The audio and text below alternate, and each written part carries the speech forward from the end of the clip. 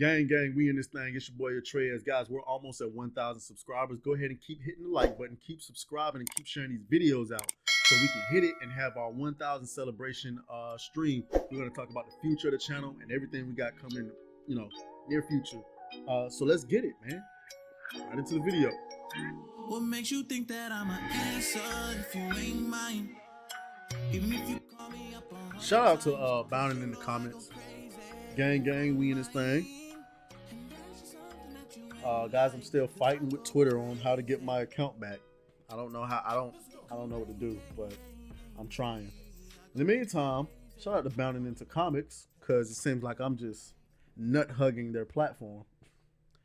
But the way that I look at it is, yeah, there are multiple places that talk about these things, but why give the click to anybody else but what I think is an objective, website. So anyway, Marvel Studios producer considers it a red flag if prospective writers or fans of original comics prefers to hire someone who's out of the culture. I mean, what are we doing here? As if it wasn't obvious enough from simply watching any of the studio's post-Infinity War output, producer Nate Moore has revealed that he believes the key to Marvel Studios' success is hiring writers who are out of the comic book culture over anyone who loves the source material. Before I continue, I need somebody in the industry. Hit me up in the DMs. I don't know, on Instagram, because you can't hit me up on Twitter right now because my account is banned for no reason. I need somebody to explain this to me. Because it seems like every studio and writer does this. We just had the story about the Witcher writers hating the original source material. We've had so many video game movies where the writers and the people creating the film were completely uninterested in playing the games. And so I need to understand. I really do. There has to be a reason as to why writers, producers, directors come in completely rejecting the source material. There has to be. There has to be a reason. I would love to know this reason. I believe that perhaps if you came out and explained this reason to fans, maybe fans would be more understanding. But you're doing this vague, elitist, secret society bullshit where you like, oh, we're gonna keep our car, whatever. We're gonna keep it to ourselves. Like you can't just say this in an interview and just not elaborate on that. Moore, whose career has seen him serve as a producer for such Marvel Cinematic Universe entries as Captain America: Civil War, The Falcon and the Winter Soldier, and most recently Black Panther: Wakanda Forever, shared his insight into Marvel Studios' hiring philosophy during an appearance on the November 16th episode of the Ringers the Town podcast. Noting that some Marvel writers grew up reading and collecting comics, such as Avengers Endgame co-director Joe Russo and Black Panther director Ryan Coogler, Moore told Baloney, one thing I think is interesting is specifically for writers, I would say, is that a lot of the times we're pitched writers who love Marvel, and to me, that's always a red flag. I don't want you to already have a pre-existing idea of what it is because you grew up with the comics and that's what you want to recreate. I want someone who's going to be hard on the material, who can go, what is this? I think there's a movie here, but maybe we should be looking at it in this way. Offering up an example of what he was looking for in prospective writers, Moore then pointed to Captain America trilogy writers Christopher Marcus and Stephen McFeely, who weren't comic guys growing up, but were like, wait, Captain America, this seems a bit weird. What if we kind of looked at it in this way? And they aren't married to anything. Nothing was sacrosanct, recalled the producer. I don't think it's important to be able to go, look, the source material is great and I love it, and comics work great in the medium they were built in, but that's not a direct one-to-one translation to the best version of the movie.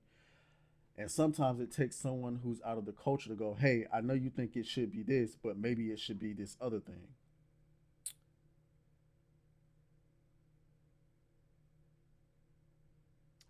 Turning to provide further support for this argument, Moore then put forth Thor Ragnarok and Love and Thunder.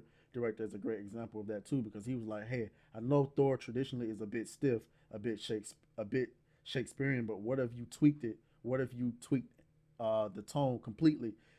Thor Love and Thunder was garbage.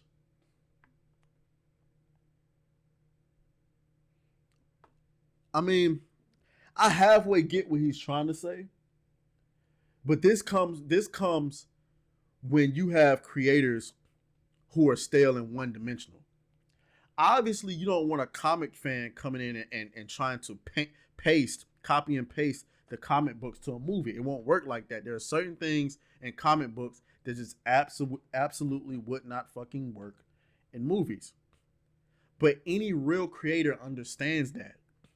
But you coming in and saying, you know what, Thor Love and Thunder, Thor should just be a complete joke. Get the fuck out of here, bro. Now, I mean, look at this. Just think about what Thor's supposed to be. Look at this shit. Think about Thor. Matter of fact, think of the Thor you're getting in God of War Ragnarok, right? Think of that Thor and look at this guy. Does this look like a fearsome warrior to you?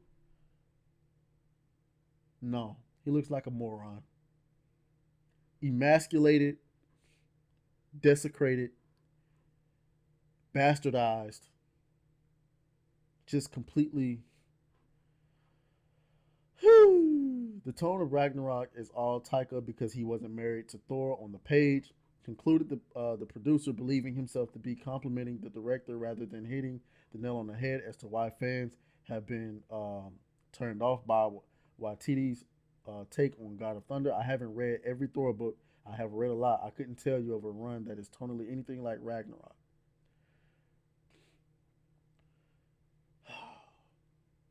I mean, this is Hollywood for you, bro. I mean, not being fans is how you got this shit. Taskmaster is easily one of my top 15 favorite characters in Marvel. And this is what the fuck we got. This is why, guys, we're going to talk more about this when we do the 1K subscriber goal. I mean, the 1K subscriber celebration stream. You got to be able to put your money where your mouth is, because this right here is going to continue, because they don't care about what you think. They only care about, they believe themselves above you. So let me know what you think down in the comments. I'll talk to y'all a little bit later. Now present, Archie Thornton of the Lone. Feel his love. The time has come for the blessing. Our final chapter. Now present, Archie Thornton.